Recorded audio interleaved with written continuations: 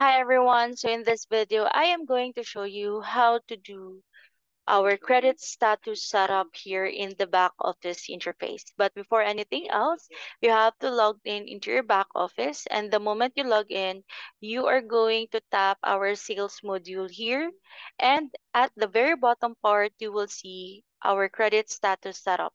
So this is actually our status setup for accounts receivables from our customers profiling, where you can prohibit them, or we can private ourselves in creating invoices if the customers has pending transactions or pending invoices that they haven't yet paid.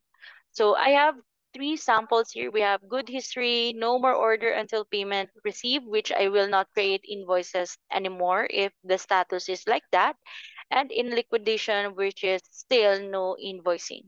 So in my end, I am going to add another bad status or bad history. This is for customer who did not pay at all. So I am going to disallow the invoicing process for this one, and then just tapping yes and then tap add. Automatically, it gets added here in my list. So I have my bad history here. No invoicing. If you want to edit it, you may tap the pencil icon. And if you want to delete it, just tap the X icon for delete.